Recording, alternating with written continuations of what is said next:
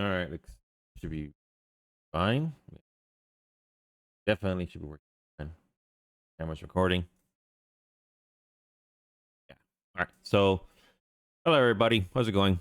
This is your favorite commentator and streamer, Facebooker, poster, and all that tripe deal. So, hope you folks having an awesome time.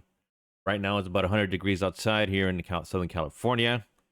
We live in a desert climate area, so LA used to be a whole desert area, but it got converted into a nice huge city. So props to progress on that video. Gotta go see it sometime. But in any case, today I'm here to go tell you a story about the running gag that I keep posting on my Facebook feeds and my Instagram feeds about washing my blankets in Mexico. This actually started about a couple of years ago, sometime during the late 90s, early 2000s. So a while back, my mom used to buy us these really thick, heavy blankets that are extremely warm and comfortable, but they're very comfortable in the winter time. In the summertime, they're like pretty much like instant sweat lodges, and they're called San Marco blankets or cobijas in Spanish. And these blankets are heavy. I can show you one example here right now. Animal pattern with this same pattern.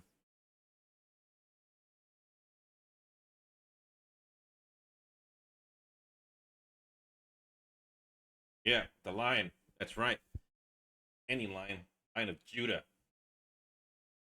Probably to the lion. Yeah. But anyways, yeah, these things are pretty heavy when you get them wet. They weigh 2 to 3 times your weight.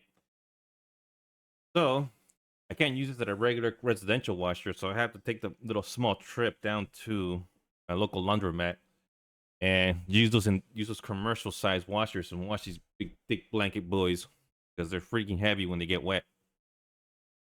And since I live in a mostly Latino area, which mostly consists of Mexicans, Salvadorians, Guatemalans, Hondurans, some Belize people, some Colombians, maybe some Venezuelans, but mostly just like Spanish speaking people. And every time I go to my local laundromat down the street from where I live at, there is a huge laundromat. There are a lot of people will gather there and do the laundry.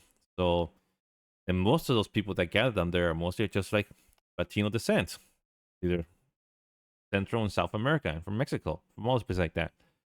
So I started recording when I go down there and just make up this funny story and use geological tags on my video saying that I'm washing my blankets in Mexico. That's where a lot of people there speak Spanish, and the people surrounding in the laundromat are speaking Spanish. So I just decided to record it for kicks and giggles, and it just turned into a small running gag that I started doing for quite a couple of years now. But the origin of that story that I carried over was a friend of mine back in the late 90s, early 2000s. We were bored out of our freaking minds one day, and we decided just to do something really, really random. So he was the driver at the time, though. We were over the age, so at the time we kind of figured that we're gonna go do something really wild. Just take our blankets, go on a 3 hour ride, go south of the border of Mexico, go to Tijuana, and probably go find a laundromat and wash our cobijas down there. So it's pretty funny. So going to Mexico, we had to get our passports and everything, make sure we got our ID and our passports and had enough money just in case we have to pay for fees or anything like that. So, and get money down going to Mexico and get some stuff like exchange our money from American dollars to Mexican pesos down there. So we did. We drove down there for about 3 hours from LA to past San Diego to the international border down the 5 freeway going south, and we went to Tijuana, and then we were driving around Tijuana looking for a local Mexican local Mexican laundromat down there so we can wash our cobijas so they could be authentically washing in Mexico. And then we succeeded in getting that done. It took about maybe about a half hour to get it clean and dry clean down there. Back then, it cost around maybe about probably around $2 to $3, including soap, detergent, and the washing machine use and the dryer. So that's pretty much what it amounted to. The fun part was going back to the United States. going back into the United States via the border. And so when we pulled up and the border patrol agent just came by and told us that, hey, are you guys American citizens? And we answered, yes, we are. And what was your purpose to go to Mexico? And so I had the blanket on my lap. We were running back home. I told him we went to go wash our blankets out in Mexico, sir. And the border officer, well, you got to picture the border patrol officer back then. This guy was like buzz cut, high and tight.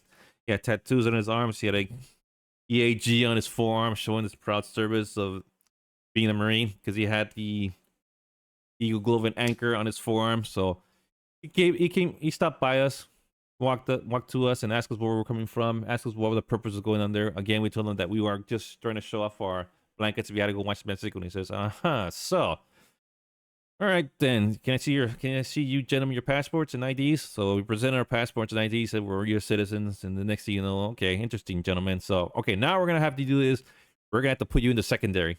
And so as the border patrol agent orders us to go into secondary, they ordered us to go sit on the bench, and I brought my cobija with me outside, and we sat there for about 2 hours as border patrol just ripped through the car, just ripped through everything, just popped the hood, brought out the thugs for any drugs or any contraband. They popped open the hood. They got some tools out, surprisingly enough, and they just went to town with the car. They just detached the seats from the car, and they just like shaking them around or like flipping them over. And border patrol agents came by once in a while asking us like, "Are we carrying anything?" It was like, we're not carrying anything.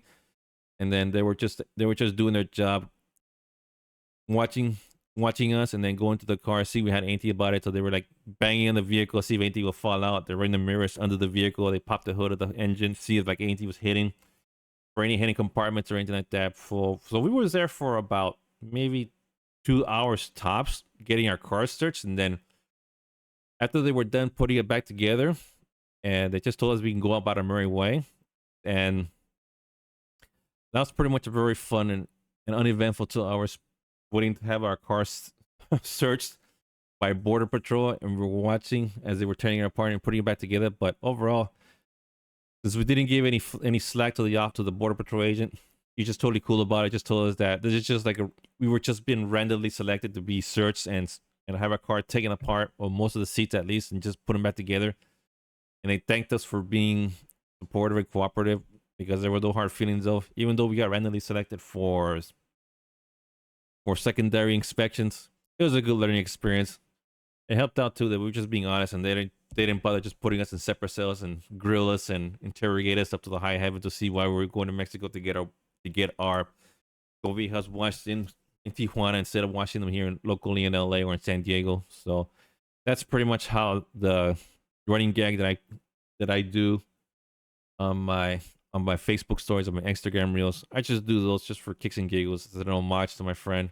Still alive, by the way, but he's just like somewhere out there in the United States.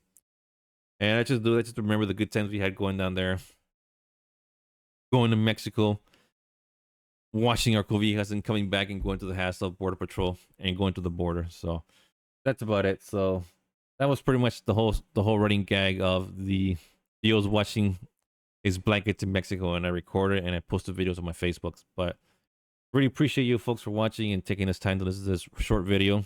Just trying to expand my brand and reaching out into new platforms as well. I'll probably be streaming back on Twitch, and I'll be streaming on Facebook as well, and I'm probably on YouTube and Rumble as well, or other platforms. It pays well. I mean, it pays well, so I can do this on the side as well, and it's for kicks and giggles. Sometimes Twitch payouts give me enough so I can get some food, like fast food, like Wendy's and McDonald's and Burger King, have it delivered to me. So, I'm living the good life, and it's Olympic life. So I'm enjoying it. I'm happy. Totally glad you guys are already watching this video. You guys are an awesome bunch. If you guys want a shout out, just post in the video or mention the video when you guys see me in person. And I'll probably just give you a shout out either on my streams or on the videos I do more often. And you guys hopefully enjoy them. So until then, stay awesome, stay loving. We're having a great time, and it's hot outside. Hot. So yeah, stay awesome, and you folks are awesome for watching this video, and I totally appreciate it. And I'll probably be doing more of these more down the time too. I should also bring back Tuesdays and Thursdays with you as well. Those are fun as hell. So I'm probably gonna do those again. So I will definitely be catching you folks later. Probably catching you live, my streams or whenever you feel like coming over. So all of you folks stay awesome, stay cool in the shade, and catch you guys later. Thanks for watching.